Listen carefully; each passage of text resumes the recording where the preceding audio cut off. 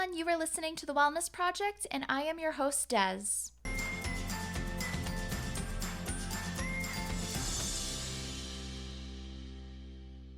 I do not have a guest for you today. Today, I have decided to share my story about endometriosis.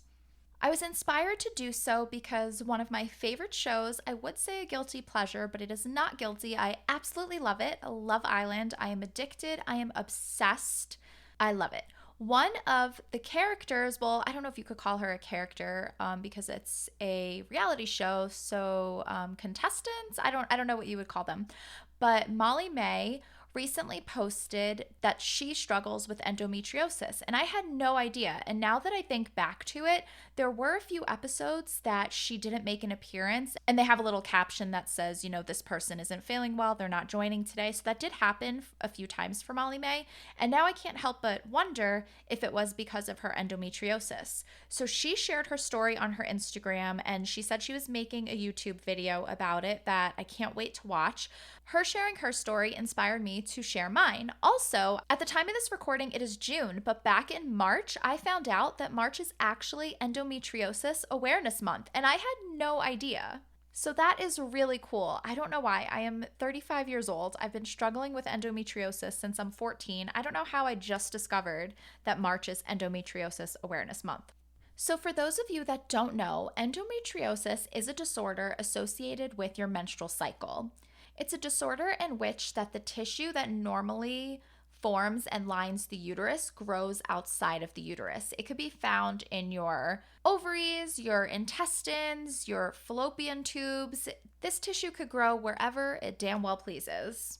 When I got my period when I was 13, for the longest time, I didn't know what was going on, but I had such painful periods. So that's the thing with endometriosis. Because all of this tissue is growing outside the uterine lining, it is so painful when you get your period.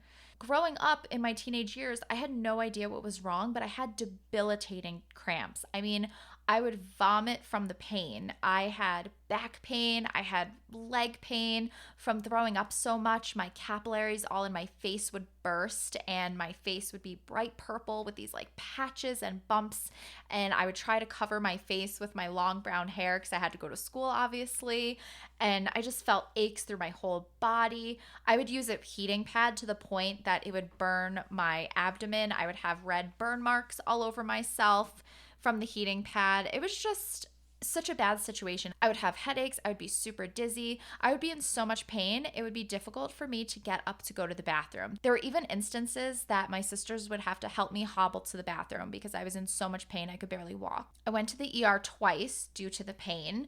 One of the times I didn't have insurance, so I actually just sat outside of the ER for hours debating whether to go in or not because I knew I was in so much pain, but I knew it would be $1 million because I didn't have insurance, so I was super nervous about that. My stepmom was the one who really advocated for me. She knew something was wrong and she did her own, looking up online, and she was the one who originally thought it was endometriosis. She brought me to the gynecologist. She would explain it doesn't matter if it's a holiday, a school day, a weekend, whatever it is, she's in pain. It's not her trying to miss school, which I guess maybe people would think being a teenager, saying that I didn't feel good. But I still felt like nobody was really taking my pain seriously. In fact, I didn't get diagnosed with endometriosis until I was around, I want to say, 23 or 24. I had a lot of different gynecologists growing up, and nobody really took it seriously. I would be told, oh, it's normal, take Tylenol, take Motrin, whatever, blah, blah, blah. But I was in so much pain. I mean, this was a debilitating disorder. I would miss work. I would miss school. I would miss events. So really was impacting my life so much. I was still undiagnosed, but I was put on birth control when I was about 14 to manage the pain and the heavy periods. It took me a really long time to find the right birth control. I've been on so many different birth controls. The first one I was put on was the patch, but I got really bad headaches and I got really dizzy and I gained a ton of weight, like 15 or 20 pounds. It was the heaviest I've ever been to this day in my life. I had to get off of that birth control because I was having so many side effects. And we determined it was because it was such a high level of estrogen. So my body is pretty sensitive to estrogen. So I had to go on a birth control that had super low estrogen. I went through a period in my later teens of finally having my period under control because I was on birth control and I was on prescription painkillers. Those were really, really helpful. I also went through a point of where I lost my health insurance at some point. So I was off of birth control for a while. I had really bad pain again. So I went through this phase of having a lot of pain. So again, I was going to different gynecologists because I was moving. I was going to different colleges. I was at 3 different colleges and I was moving around and stuff. So I was changing all these different gynecologists. I just so happened to go to a gynecologist that was an endometriosis specialist. And that wasn't planned. I didn't look him up, anything. I just booked an appointment and it just so happens to be. And I really think that this man saved my life. So the thing with endometriosis is that you can't really diagnose it without going inside to actually see the tissue growing outside of the uterine lining or doing some sort of ultrasound or something. Otherwise, you're just diagnosing it by symptoms, which he did. He said, listen, it really sounds like you have endometriosis. You meet all the criteria. You have all the symptoms. And he suggested surgery, to a laparoscopy, to laser remove the tissue away. So shortly after I began seeing him, I did have that surgery. But the thing with this surgery is that it's not a permanent solution because the tissue does grow back. So I had that surgery, got back on birth control, got back on my painkillers, and I was feeling pretty good. So again, I went through stages of having my endometriosis under control and not having it under control. It's been quite a journey. The last few years that I've been back on the birth control and had my painkillers, it's been completely under control. It's been really great. I want to say for about, 9-10 years, I had a really good run. About a year ago, I started having a lot of headaches and dizzy spells, and I was having weird symptoms with my period. I wasn't having really painful cramps anymore. I was having very low level manageable cramps, but I was having really bad, I would call them hormone headaches. These were just headaches that I only got during my menstrual cycle or a few days before. And I would get so dizzy, and I can't even explain it, but it felt like such a different kind of headache that I knew it was associated with my period. I always felt like I was dying. It was such a bad headache that I would have to lay down. Sometimes it turned into a migraine and I was just out for the night. So while I wasn't having really painful cramps, I was having these hormone headaches and these dizzy spells. So along with these headaches and dizzy spells, I was seeing spots. And at one point I saw so many, they looked like stars floating out from my eyes. I remember there was just a ton of them floating out in front of me. They were so real. It was as if I could touch them. I saw a doctor at Planned Parenthood. That's where I usually get my prescription, my birth control. Now that I moved again, I don't see that endometriosis specialist anymore, unfortunately. But I always get my prescriptions from Planned Parenthood because I move around so much. So I went to them. I went to my primary care doctor. They both thought that it could be from the birth control. And then I went to 3 different gynecologists that had experience with endometriosis, and I was advised to get off of my birth control. So I've been off my birth control for a few months now. I was honestly really scared to get off my birth control. And in all honesty, when I was told to get off my birth control, I didn't for a few months because I was so nervous to. I mean, I was crying, I was panicking, just remembering all the pain that I had gone through. I was really, really scared to go through that again.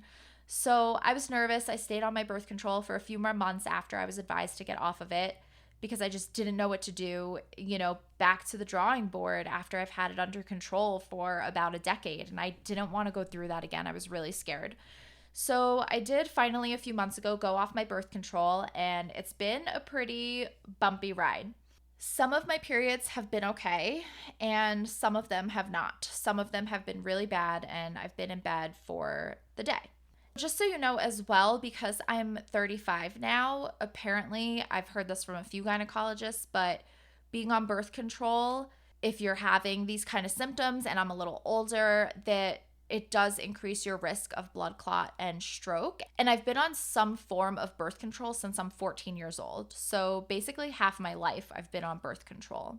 Planned Parenthood prescribed me a birth control that has no estrogen in it, and they said it wouldn't help with my cramps. One of the other gynecologists I went to said that that was a good birth control, that it would help with my cramps, but I can't be on regular birth control because I can't have any estrogen. So going to all these different gynecologists and going back to the drawing board, I think I've been to 4 gynecologists, I want to say. They gave me all of these options that I'm not really comfortable with.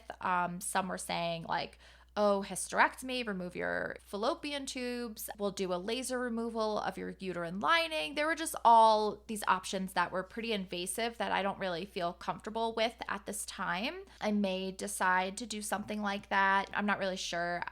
It's something I'm debating right now and looking into, but I just don't feel comfortable because I don't know. I don't know if it's going to impact me in the long term. I just feel anxious about it. It's a really big decision, and I don't know that I'm ready for something so invasive yet, but I might not have really a choice. So I'm going to try that birth control and see if it helps. But the thing with it is too, because there's no estrogen, you don't really have a cycle. So you just kind of spot with your period at random whenever it feels like showing up. I'm not really into that idea either. At this point, I don't really know what to do. I normally do a lot of kind of side things. Like, again, I use the heating pad. I take Motrin or ibuprofen, whatever. I drink peppermint tea the week leading up to my period. Somebody recently recommended raspberry leaf tea, so I just bought that. Apparently that's supposed to help decrease cramps. Also essential oils. So I'm doing all these things on the side as well that I don't know if they'll really help, but they're not going to hurt. So might as well try them, right? So at this point, my period is completely off track. When I was on birth control, I got it the same day and time every single month. And I got it for about 4 days. And now I'm getting it every 3 weeks, which is awesome. I get it kind of random days. So while this is a huge step back and I feel like I'm at square one, back to the drawing board, I am hopeful that I will be able to find something that helps me and some option that works for me, whether that's, some surgery or a different medication or something. I will find something, but right now I'm just trying to figure it out and manage my pain at this point. So I just wanted to share my story because I don't really hear a lot of people talking about endometriosis, and I think it's important. And maybe I'll repost this episode in March, I don't know, or re-record since March is Endometriosis Awareness Month. I think it's important to share our stories and what we're going through because, again, with social media, so often we just see this highlight reel and people don't see behind the scenes. And obviously, I'm not going to really post me in pain laying in bed, but I think that, although I did do that on TikTok one time, but so I think it's important to share our stories and what we're going through. So if you have endometriosis or you know someone with endometriosis, feel free to email me at info@accordingtodes.com, or you can message me on Instagram or Facebook. I would love to hear from you. And please share this podcast episode with somebody that you know that has endometriosis. If you're somebody that's struggling with endometriosis, I would love to hear from you and chat with you. Also, if you know of any remedies or you have some advice for me, please message me or email me because I would love to hear it. So yeah, that is it. I just wanted to share my story and my journey with endometriosis. And, obviously we try not to let our diagnoses define us, but endometriosis is a huge part of my life. It's something I experience every single month for half my life now. So it is a huge part of me and who I am and has impacted my life in a lot of different ways. So I thought I would just share that with you today. I hope you enjoyed this episode. I do have some more guests coming up for you, but next week is going to be another solo episode, but the week after that I will have a guest. So I will talk to you next week. I hope you have an amazing week.